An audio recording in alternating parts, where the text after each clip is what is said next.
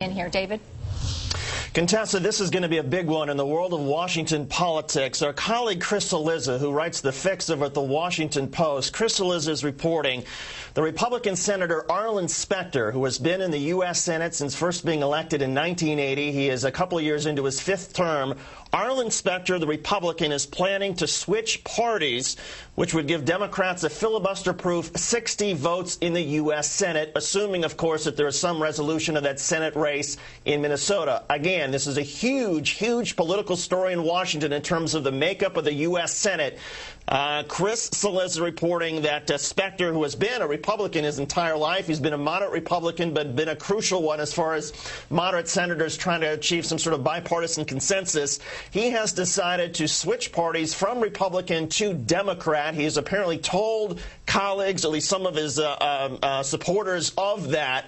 And this is now being reported by Chris Cillizza. Again, this is a huge, huge political story in Washington, because if you consider that the Democrats right now have the 58 senators, they need 60 senators to cut off debate on any particular issue and have a vote. So, for example, with something like health care, where it looks like it could be close in terms of the number of senators that Democrats are able to sort of pull on board, they still might be a couple of votes short to end debate. But if you now have 60, suppose you get Al Franken in Minnesota, and that's resolved with the Norm Coleman race up there, and it does look like Al Franken's going to win all the court battles. And then you add in Arlen Specter, who suddenly is part of the Democratic caucus, and that changes the dynamics here in Washington in a huge, huge way. Now, Republicans are going to suggest that Arlen Specter has always been something of a thorn in the side of conservatives, that he's had a moderate position on a number of issues, that he has not been a reliable Republican. But nonetheless, when you change the math and Democrats are that close to the 60, and suddenly Arlen Specter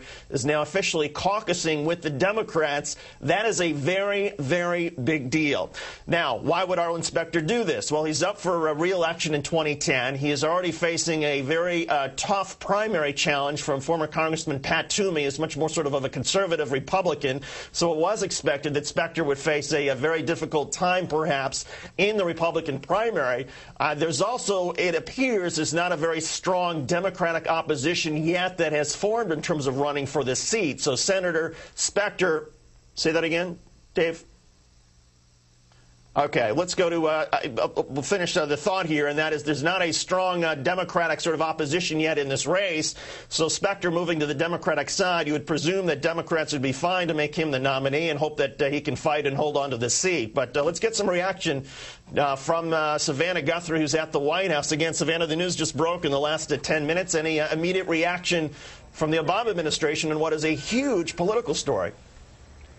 Well, I'm making a lot of calls and emails, as you can imagine, trying to get the reaction from the White House. If it is true, it would certainly be welcome news.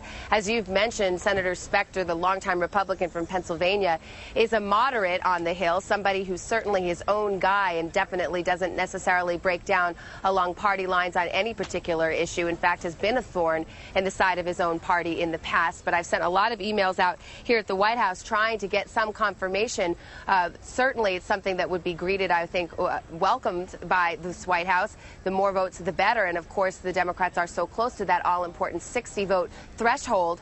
But, of course, as I said, Arlen Specter is his own guy, so even if he were to switch parties, it wouldn't necessarily mean he would always be in line with the Democrats. But there is no question about it. This would be extremely significant in terms of the president's legislative agenda. And, Savannah, I guess we should also point out that we've sent a lot of emails, and our colleague on Capitol Hill, Mike Viqueira, is also working on this, because usually these things, as Savannah knows, Savannah, these don't really sort of happen in a vacuum, and it's not like the senator decides. There's usually some sort of discussion, usually hypothetical, with somebody like, for example, Senate Majority Leader Harry Reid, as far as what might the Democrats be able to offer, where could they work together. So, Savannah, it would seem that this is not just sort of out of left field completely, right?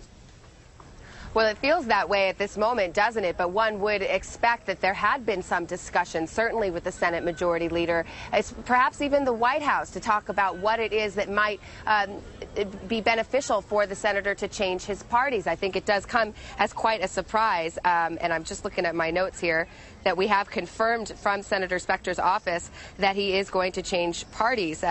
He says, "I have been comfortable being a Republican. My party has not defined who I am. I have taken each issue one at a a time and have exercised independent judgment to do what I thought was best for Pennsylvania and the nation. The statement goes on, but in any event, we have this confirmation now, a rather long statement that we need to digest from Senator Specter, but certainly I think we'll learn in these next few minutes what it is that made him change now, what it is the Democrats may have offered him, why he thinks it may have been beneficial. As you mentioned, he does face potentially a tough re-election campaign in Pennsylvania, and all of this just coming to us as we speak, David. All right, NBC Savannah Guthrie keeping track of the White House. Savannah, we'll let you get off the air to see if there's any reaction and response to your emails. In the meantime, let's bring in Democratic strategist David Goodfriend and Republican strategist Matt Mackowiak for their sort of initial sort of reaction. And Matt, let's start with you. This is a blow to Republicans, isn't it? David, it is a surprise. It's not a huge surprise. Specter narrowly won a Republican primary in his last Senate election against Pat Toomey. He won, I think, by 2 points. It was a very narrow race. This time, Specter was down as much as 20 points this early in the cycle, so I think he was facing enormous political pressure back home, and I think he feels that his best chance is to run as a Democrat. David Goodfriend, I want to read part of Senator Specter's statement because this is intriguing. He says, my change in party affiliation does not mean that I will be a party line voter anymore for the Democrats that I have been for the Republicans. Unlike Senator Jeffords, of course, from Vermont, who switched several years ago, unlike Senator Jeffords' switch, which changed party control, I will not be an automatic 60th vote for cloture. For example, my position on employee free choice card check will not change. Your reaction? Well, I believe him when he says he's independent, and I think while there'll be a lot of high fives down the hallway for Democrats today, they also should consider that this will be something that moves the caucus more towards the center. I'm sure, as the White House correspondent mentioned earlier, that there was behind closed doors discussions about what the senator might get out of this deal, just as there was, I'm sure, when Senator Lieberman was allowed to join the caucus after having been a McCain supporter. And what that means is there may be positions that the Democratic caucus in the Senate takes as a whole that are designed to court the more moderate members of its own caucus. In other words, this may have as much effect on the Democrats in the Senate as it has on the Republican named Senator Specter. David, can you think of an issue or two where this really gives the Democrats a boost, or explain maybe just in terms of the day-to-day workings of the Senate how this helps? Well, lately we've been hearing a lot about the 60 votes that would be required to overcome a cloture. You know, to get anything done in the Senate, you typically would need those 60 votes. And then we heard about perhaps the Democrats using a budget process whereby they'd only need 51 votes.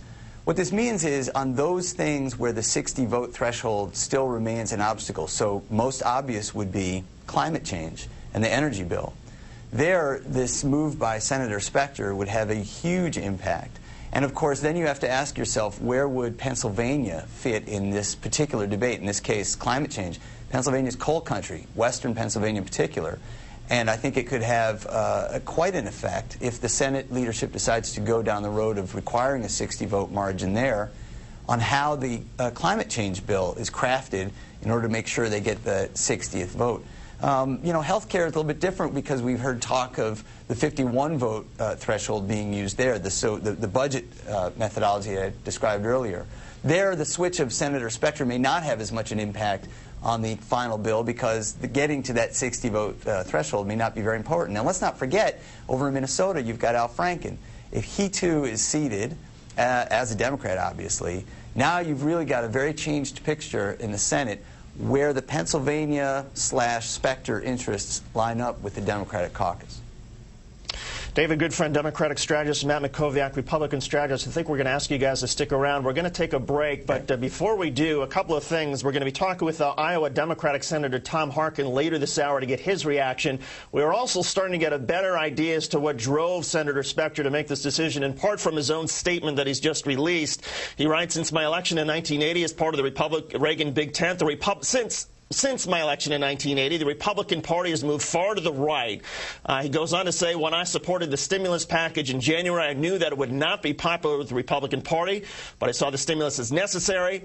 Since then, I've traveled the state, talked to Republican leaders and office holders and my supporters, and I've carefully examined public opinion. It has become clear to me that the stimulus vote caused a schism which makes our differences irreconcilable. On this state of the record, I am unwilling to have my 29-year Senate record judged by the Pennsylvania Republican primary electorate. I have not represented the Republican Party. I have represented the people of Pennsylvania.